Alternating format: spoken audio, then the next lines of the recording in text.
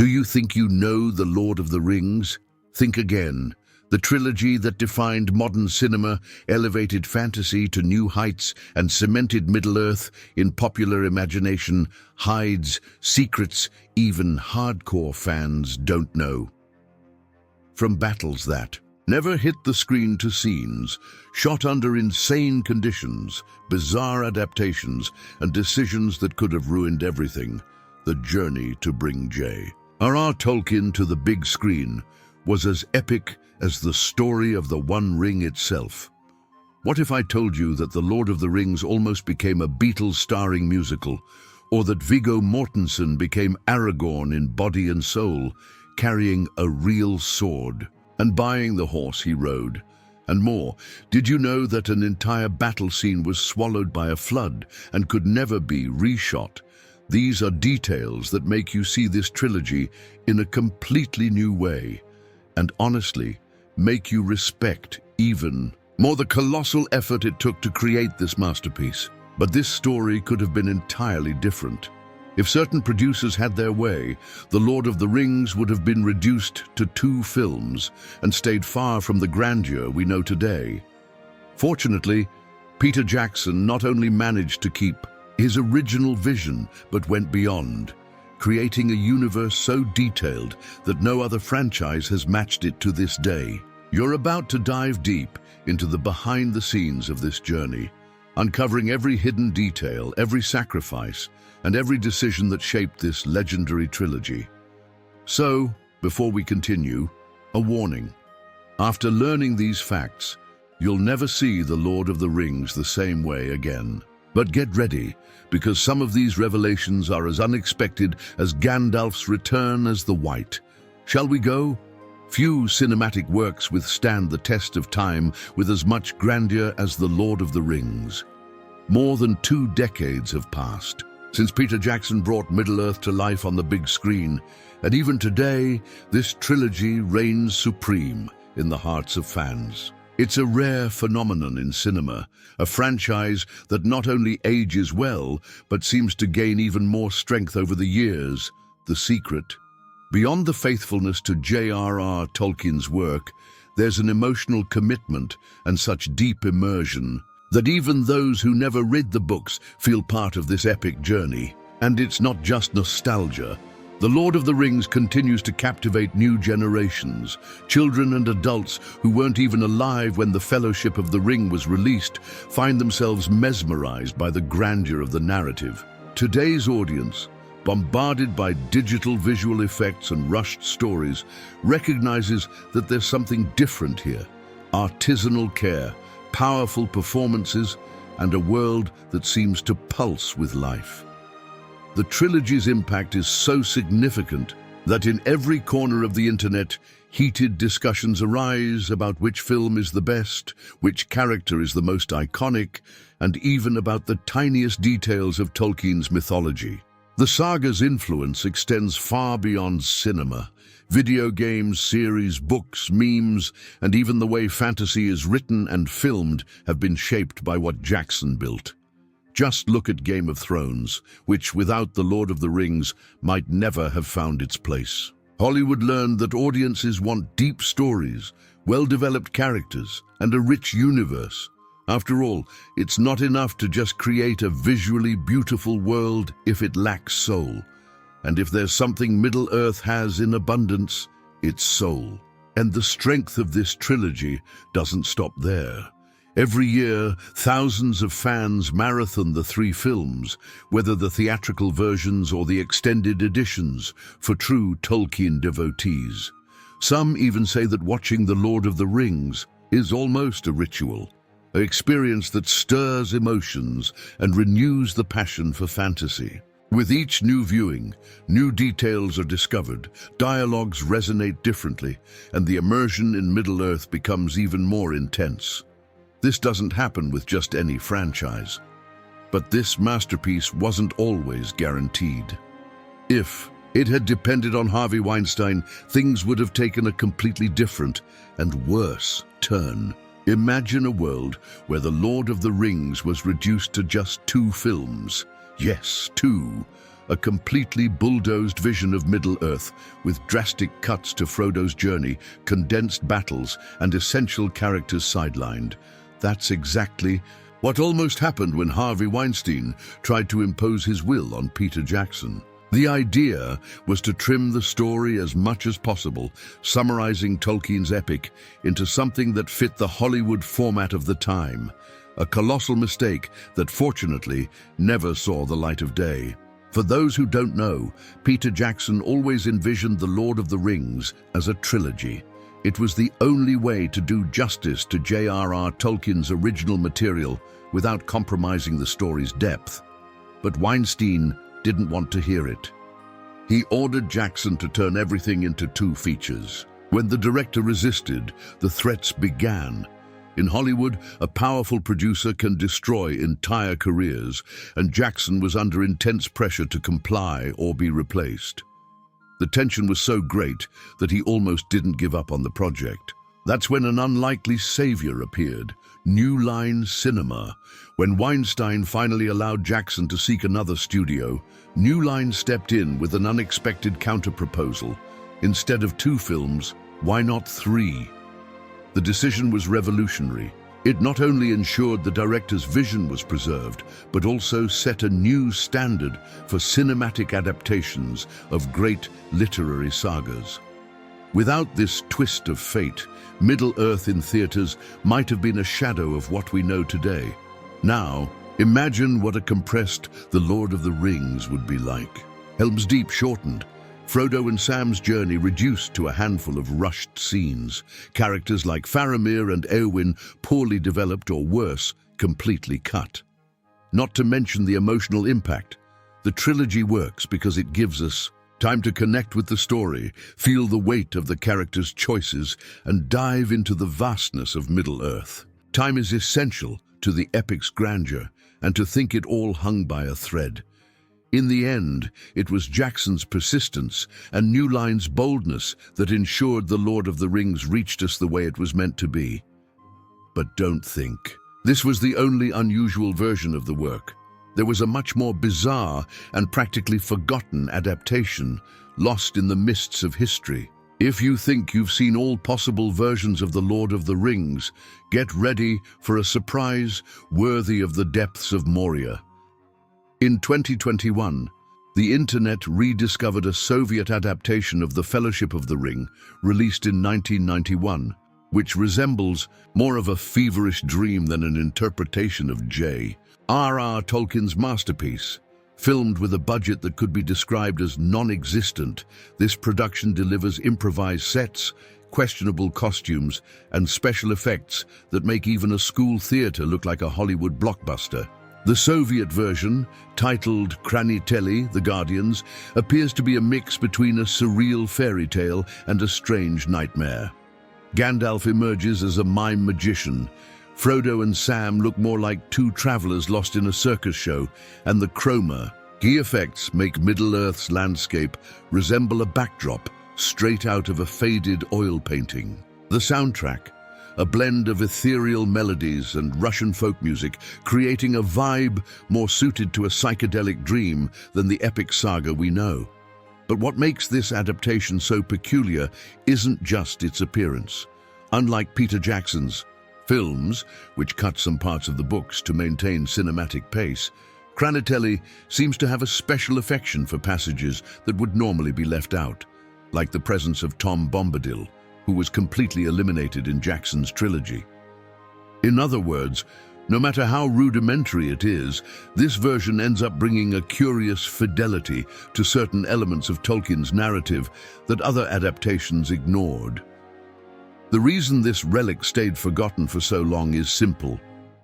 After the fall of the Soviet Union, much of the television material from that era was archived or lost. For years, the existence of Kraniteli was more of a rumor than a certainty, until a Russian TV channel unearthed the recordings and made them available online, to the delight of fans and the shock of those who never imagined The Lord of the Rings could have such a eccentric look. The big lesson here: Middle-earth is so vast and influential that it crosses borders, styles, and interpretations. From million-dollar super productions to obscure adaptations made on a school lunch budget, Tolkien's work continues to be recreated in unexpected ways. And if there's something that makes a cinematic adaptation memorable, it's the level of dedication behind it. And in Peter Jackson's trilogy, that translated into building a true arsenal of weapons and armor to bring Middle-earth to life. If there's one thing that sets The Lord of the Rings apart from other fantasy productions, it's the absurd level of detail. Nothing was improvised or left to chance. Every sword, every piece of armor, and even the simplest costumes were meticulously designed to bring Middle-earth to life. The studio responsible for this feat was the legendary Weta Workshop, which created no less than 48,000 exclusive items for the trilogy. That's right. Every detail you see on screen was handcrafted to make the experience as realistic as possible. Imagine the work involved in creating thousands of weapons, shields, and armor, each with its own design. It wasn't just about aesthetics. The Weta artists ensured that each piece had the personality of its respective owner. The elven armor, for example, is light, fluid, nature-inspired, while the orc outfits look dirty, patched, and worn by time. Aragorn couldn't just wear any tunic. His had to look lived in, as if he had truly spent years wandering Middle-earth's wastelands, and it wasn't just for the camera. Many of the props were built as if they were real. The swords had weight, the armor could be worn into battle, and the shields had authentic wear marks. Even the rings and jewelry used by the characters were designed with historical and mythological precision. The idea was for the actors to truly feel inside Middle-earth, and that made all the difference in their performances. Viggo Mortensen, for example, carried his sword everywhere, training all the time to become Aragorn for real. But perhaps the most impressive aspect is the level of commitment to the culture and history of Middle-earth's peoples. The runes engraved on the blades, the symbols embroidered on the cloaks, the crowns meticulously carved. All of this was based on J.R.R. Tolkien's writings. Nothing was thrown on the screen without reason. If you look closely, every object tells a story. Even Aragorn's Ring of Barahir has a profound meaning, tracing back to the ancient times of the First Age. This commitment to detail made The Lord of the Rings feel not like a simple fantasy film, but a real story of a world that could have existed. But while fans were enchanted by the production's realism, there was someone who wasn't satisfied with the trilogy's direction. Christopher Tolkien, the author's own son, who didn't spare any criticism of Peter Jackson's adaptations. Not everyone was thrilled with the cinematic adaptation of The Lord of the Rings. While the world marveled at Middle-earth on screen, Christopher Tolkien, son and guardian of J.R.R. Tolkien's legacy, had a completely different vision. To him, Peter Jackson's trilogy distorted the essence of the books, turning a deeply philosophical and mythological narrative into a spectacle of action and visual effects. His main argument? The film's Middle-earth had become more of a Hollywood product than a faithful representation of the literary grandeur his father had conceived. Christopher wasn't just speaking as a distant critic. He was the main person, responsible for editing and publishing many of his father's writings after his death, including the Silmarillion. He believed that J.R.R. Tolkien's work wasn't just entertainment, but a vast, complex literary universe full of symbolic layers. In the films, however, moments of introspection and philosophical development were replaced by epic battles and action scenes that, according to him, diverted the focus from the story's depth. And it's undeniable that the films had significant changes compared to the books. Characters like Aragorn gained a more dramatic and heroic arc, while Faramir, who in the books resists the One Ring's power without hesitation, faces a moral crisis in the films before freeing Frodo and Sam. Even entire dialogues were recreated to better fit the cinematic format. For Christopher, these adjustments transformed The Lord of the Rings into a work that, although visually impressive, strayed from his father's original intent. But was he completely right? Many fans argue that without these adaptations, the films might have been slow and inaccessible to the general audience. After all, cinema and literature are different mediums, and some changes were necessary to translate Tolkien's vast universe to the screen. Peter Jackson himself always stated that his goal wasn't to replace the books, but to offer a new way to experience Middle-earth. And for most viewers, he achieved exactly that. Whatever the opinion, one thing is certain: the film sparked massive interest in Tolkien's work, leading thousands of new readers to the books and expanding Middle-earth's reach like never before. And this passion for the saga's authenticity was reflected not only on screen, but also in how the actors dedicated themselves to their roles. None more so than Viggo Mortensen, who took his commitment to another level by becoming Aragorn in real life. If there's an actor who lived his character on and off the cameras, it was Viggo Mortensen. While many actors come and go from their roles as soon as filming ends, he decided to embody Aragorn in an almost obsessive way. To start, he refused any plastic swords or lightweight props, demanding to train and act with a real blade. Yes, while other actors carried stage swords to make movements easier, Mortensen insisted on using a real steel sword, which profoundly impacted his posture, gestures, and even the weight of Aragorn's presence on screen. And it didn't stop there. During filming, he learned medieval combat techniques, horseback riding, and outdoor survival skills. It was common to see him training alone, honing his swordsmanship, or riding horses to connect with the animals on set. His immersion was so intense that in one of the battle scenes, he broke 2 teeth by taking a direct hit to the face. What did he do? He asked for super glue to fix them and wanted to keep filming. Of course, the production crew dragged him to the dentist, but that only reinforced the guy's level of commitment. If you thought that was extreme, wait until you hear about the horses. Mortensen formed such a strong bond with the animals used in the trilogy that after filming, he bought 3 of them for himself. One of them, the horse that played Brago, the one who saves Aragorn after the Battle of Helm's Deep, became his life partner. This kind of connection doesn't happen by chance. He spent hours, days, and months alongside these animals, training them and treating them as part of his personal journey. And it wasn't just with the horses that he formed bonds. His relationship with his fellow cast members was also marked by an almost warrior-like respect. Orlando Bloom, who played Legolas, remembers Mortensen as the kind of actor who never shied away from a tough scene and truly lived Middle-earth as if it were real. Sean Bean, Boromir, recounts that when he needed to climb a mountain because he was afraid of helicopters, Mortensen walked with him on foot just to maintain camaraderie among the warriors. This absolute dedication to the role made Aragorn transcend the script and become something greater, a character that exudes authenticity. But the magic of Middle-earth wasn't limited to the acting. It was reflected even in the sets created to bring Tolkien's world to life. And the best example of this, the real construction of Hobbiton, which went far beyond a simple film set. If there's a place in Middle-earth that captures the essence of comfort, nostalgia, and simple living, that place is the Shire. And Peter Jackson knew that to make Hobbiton believable, he couldn't just build a generic set and dismantle it afterward.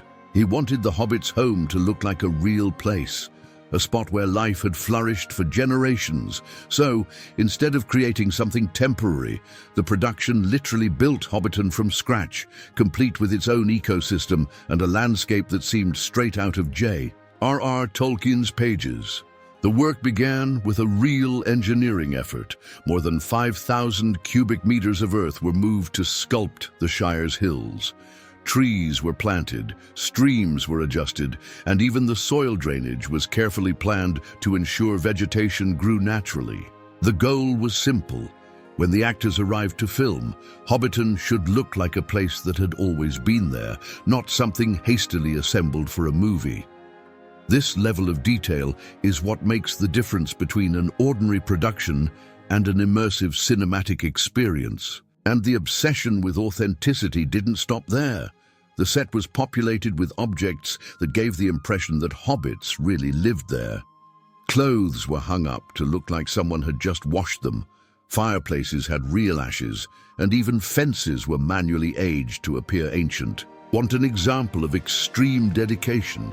The production went as far as importing a large oak tree from another region, disassembling it, transporting it piece by piece, and reassembling it atop Bag End Hill with hand-sewn artificial leaves to ensure the exact appearance described by Tolkien.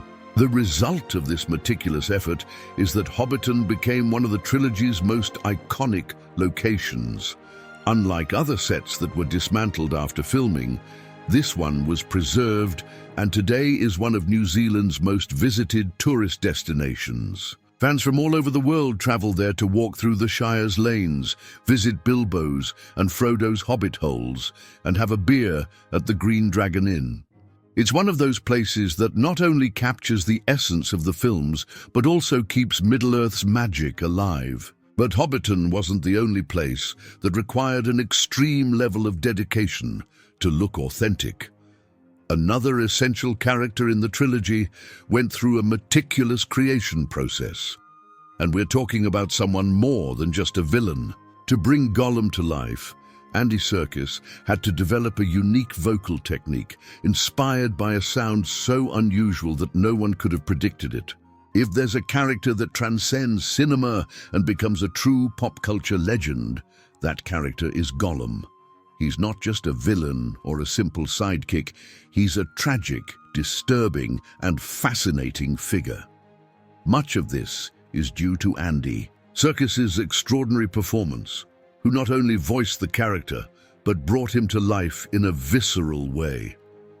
What few know is that Gollum's iconic voice came from a completely unexpected inspiration: the sound of a cat trying to swallow a ball of fur. Yes, that's how Serkis found that raspy, reptilian and hissing tone that made the character one of the trilogy's most memorable. The first time Serkis experimented with Gollum's voice was during auditions for the role.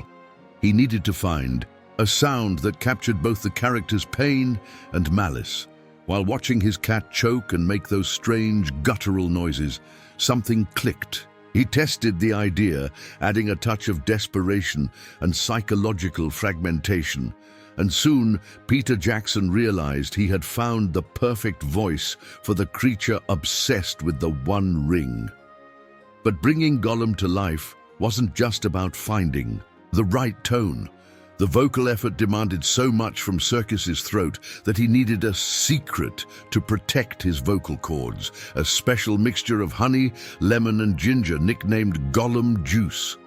Without this potion, he would have hardly been able to record his lines without completely destroying his voice. After all, anyone who's tried imitating Gollum for more than 5 minutes knows how brutal that sound can be on the vocal cords. Beyond the voice, Serkis's physical performance also redefined cinema standards. Before The Lord of the Rings, motion capture was still an experimental concept, but he took this technique to another level. His crawling movements, the way he expressed the duality between Sméagol and Gollum, all of this helped set a new benchmark for digital characters. Today, any major motion capture performance, from Avatar to Planet of the Apes, owes a lot to what Serkis did in the trilogy. And as if creating one of cinema's most iconic characters wasn't enough, Peter Jackson still found time to play around with the film itself, making cameo appearances in scenes that many fans didn't even notice. His special appearances became a tradition and are a true hidden gift within Middle-earth. If you watched The Lord of the Rings and didn't spot Peter Jackson on screen, it might be time to rewatch the trilogy with sharper eyes. The director, besides creating one of cinema's greatest sagas, made sure to appear discreetly in each of the films, always in an unusual and fun way. Amid epic battles and emotionally charged scenes, there he was, often unrecognizable, enjoying his own universe in a unique way. The first appearance happens right in the Fellowship of the Ring, when the hobbits arrive in Bree. While Frodo and his friends walk through the rainy town, Jackson appears dressed as a rough villager, munching on a carrot in an unmistakable way. Yes, the man behind Middle-earth took on the role of an extra, who looks like he just stepped out of a medieval tavern. Small detail. He originally wanted to be smoking a pipe, but couldn't stop coughing during filming, hence the carrot. In the second film, The Two Towers, Jackson decided to venture into the battle. During the Helm's Deep scene, he can be seen in the midst of the fight holding a spear and shouting like a desperate soldier. If you blink, you might miss this moment, but there he is, immersed in the chaos of war, proving that his immersion in the world he created was taken seriously. And yes, he made sure to be among those fighting Saruman's orcs. But his funniest cameo comes in The Return of the King. In the Battle of the Corsairs of Umbar, Jackson appears as one of the pirates for a few seconds. What happens next? Legolas simply kills him with a precise arrow. That's right. The director himself is slain by the elven archer, ending his participation in the trilogy in an epic way. It's a little inside joke that the most attentive fans love to find with every new marathon of the trilogy. These appearances show how much Jackson enjoyed bringing Middle-earth to life. He wasn't just the director, but a true fan who immersed himself in Tolkien's universe body and soul. And it was this passion that ensured The Lord of the Rings wasn't just another blockbuster, but a unique cinematic event. So much so that when the award season came, The Return of the King entered history by achieving a feat that few productions have matched to this day. When The Return of the King was nominated for the Oscars, many already expected a victory. What no one imagined was that it would make a devastating impact on cinema history. On award night, Middle-earth dominated Hollywood. The film won all 11 categories it was nominated for, something incredibly rare at the Academy. This achievement not only placed Peter Jackson and his team on the same level as Titanic and Ben-Hur, but also cemented The Lord of the Rings as one of the most successful projects in cinema history. The grandeur of this moment goes beyond the golden statuettes. Normally, the Academy has a certain bias against fantasy and science fiction films, genres that, except for rare exceptions, are ignored in the main categories. But The Return of the King broke that barrier. Best Picture, Best Director, Best Adapted Screenplay, Best Original Score. With each new category announced, it became clear that J.R.R. Tolkien's saga had transcended any label. This absolute Oscar domination was also a kind of belated recognition. Many believe that instead of awarding just the third film, the Academy wanted to honor the trilogy as a whole. After all, since The Fellowship of the Ring, the franchise had already shown a level of excellence rarely seen in Hollywood. The impeccable production quality, unforgettable performances, and faithfulness to Tolkien's vision deserved to be celebrated. And that year, the Academy did justice. But perhaps the most impressive thing is how The Lord of the Rings continues to be a reference point in cinema today. Even with so many technological advancements, few films have managed to recreate the magic, emotion, and impact of this trilogy. Middle-earth has become a landmark, and to this day, no other production has managed to replicate the feat of winning all its Oscar nominations. But what if The Lord of the Rings had taken a completely different path? Few people know, but before Peter Jackson, another legendary group of artists, tried to adapt the story, and the result could have been one of the most unusual films in cinema history. Yes, it almost happened. Imagine a world where The Lord of the Rings wasn't directed by Peter Jackson, but by Stanley Kubrick, with the Beatles in the cast. Would it have been an unforgettable epic, or a cinematic disaster? We'll never know.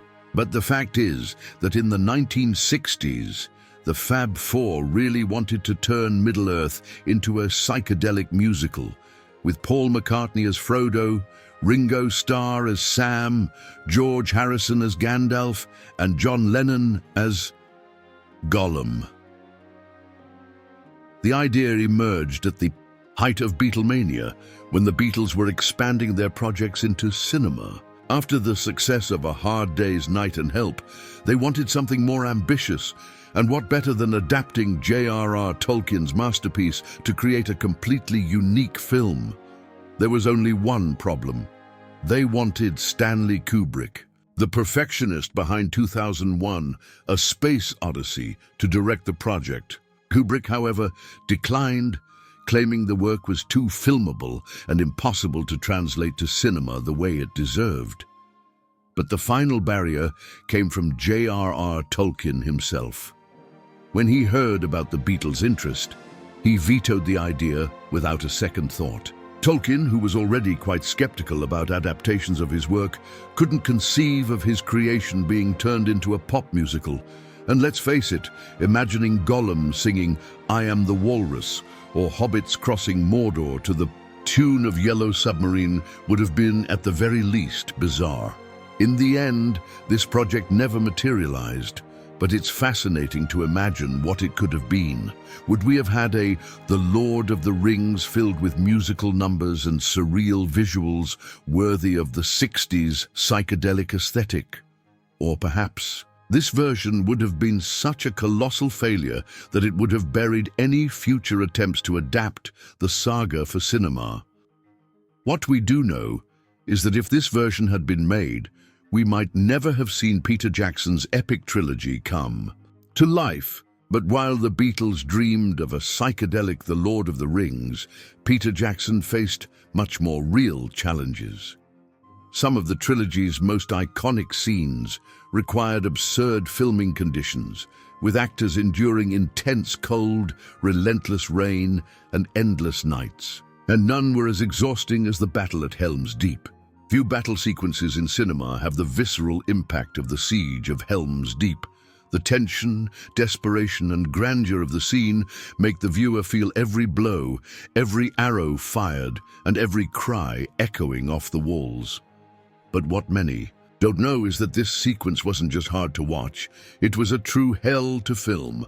For 120 days, the crew faced 90 consecutive nights of shooting, always under biting cold, merciless wind, and incessant rain.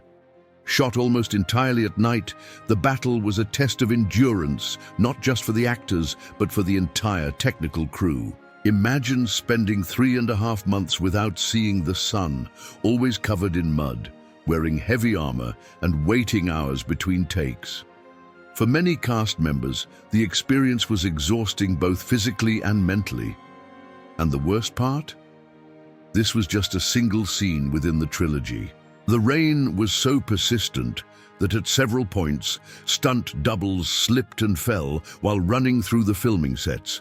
And if you think the production simply added sound effects later, you're mistaken. That sense of chaos and brutality is real.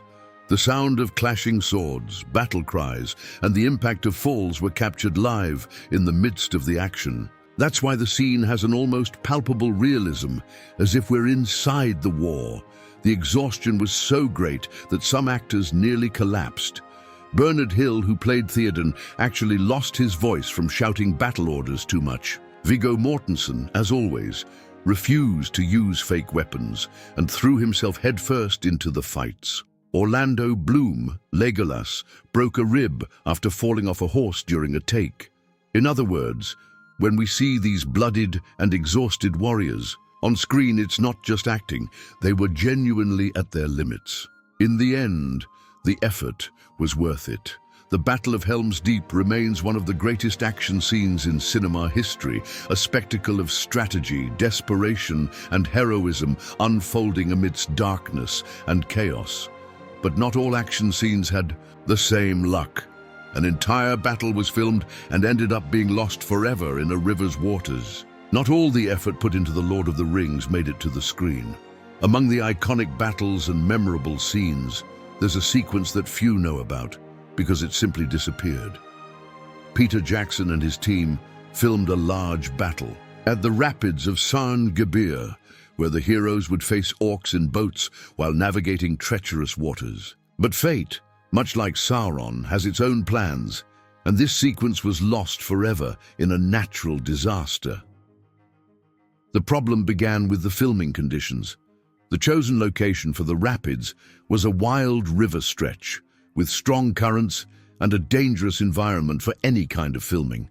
To ensure the actors' safety, stunt doubles were used for most scenes, but the crew didn't account for a twist worthy of Tolkien's own books. A sudden flood destroyed part of the equipment and washed away a large portion of the filmed material, erasing hours and hours of footage. The loss was a hard blow to the production.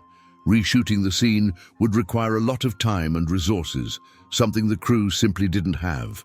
The tight schedule and challenges of filming on location had already consumed a good portion of the budget, and recreating the entire battle was unfeasible. Thus, Jackson made a tough decision to cut the sequence completely and rewrite the narrative so that the crossing of the rapids of Sarn-Gebir happened without direct confrontation.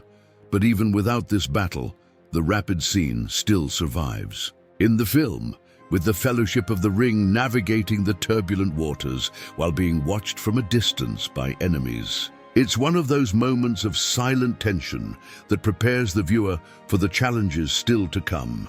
Those who read the books know that this passage would have been even more dramatic, but the forces of nature ended up deciding the fate of this part of the story. What does this loss teach us? That not every great production is immune to the unexpected. Cinema is made of planning, but also of unforeseen events that can completely change a film's course. And sometimes the details that remain end up gaining even more importance, like the unique lighting used in Galadriel's eyes to capture the character's mystical essence. Some scenes in The Lord of the Rings possess a magic that's hard to explain. You feel it, but you don't know exactly why. One of the best examples of this happens with Galadriel, the Lady of Lothlorien, played by Cate Blanchett. Whenever she appears, there's something almost hypnotic about her presence. It's not just her posture or her voice, it's her eyes. If you look closely, you'll notice a peculiar glow in them, as if they reflect the light of another world. And this wasn't by mere chance, but a detail carefully planned by Peter Jackson and his team. To give Galadriel that ethereal and mysterious aura, the production used a special lighting trick. Small spotlights were positioned in Cate Blanchett's eyes so they would shine with a unique light, mimicking the reflection of stars. This subtle detail has a profound meaning. Galadriel is one of the last elves in Middle-earth who saw the light of the trees of Valinor, an ancient power that precedes even the sun and the moon. By highlighting this glow in her eyes, Jackson was subtly connecting the character to the mythology created by J.R.R. Tolkien. This effect can be seen more intensely during the iconic scene where Frodo offers her the One Ring. When she is tempted by the relic's power, her eyes shine with an almost divine intensity, reinforcing her internal dilemma between temptation and wisdom. It's a small detail, but it contributes to the feeling that Galadriel isn't just a powerful elf, she's a living link to Middle-earth's sacred past. This kind of attention to detail is what makes The Lord of the Rings a unique experience. The glow in Galadriel's eyes didn't need to be there, but the fact that Jackson and his team took the time to include this extra layer of depth shows the level of passion involved in creating these films. It's the kind of thing that might go unnoticed the first time you watch, but when you do notice it, it adds a new level of appreciation to the work. And it wasn't just Galadriel's eyes that hid small secrets. The actors themselves, by the end of the trilogy, decided to take home souvenirs from Middle-earth, and some of them kept very symbolic objects. When a film production lasts so many years and becomes something as grand as The Lord of the Rings, It's natural for the actors to form deep bonds with their characters and the universe they lived in during filming. And what's better than taking a piece of Middle-earth home? Many cast members decided to keep souvenirs from the filming, and some of them kept iconic items that hold deep meanings within the story. Ian McKellen, for example, took home the key to Bag End, Bilbo, and Frodo's house. For someone who played Gandalf, the guardian and friend of the Hobbits, this was a powerful symbolic gesture. The key represents much more than a simple door. It's the entry to the place where the entire adventure began, the cozy home from which Bilbo and Frodo set out on their epic journeys. Elijah Wood, the eternal Frodo, and Andy Serkis, who brought Gollum to life, had the honor of taking home replicas of the One Ring. Interestingly, each thought they had the only ring made for the film until they later discovered that several replicas had been distributed. Even so, the object carries a special weight for both, as their characters were the most affected by the ring's power. Imagine having the One Ring at home and resisting the temptation to whisper, "My precious," every now and then. Viggo Mortensen, always faithful to his dedication to the role, didn't lag behind. He took home his sword, Andúril, the legendary blade reforged from the shards of Narsil. And as if that wasn't enough, he also kept the horse he rode during filming, reinforcing his almost spiritual connection with Aragorn. Orlando Bloom, Legolas, grabbed one of his iconic elven bows, while John Rhys-Davies, Gimli, did something more unusual.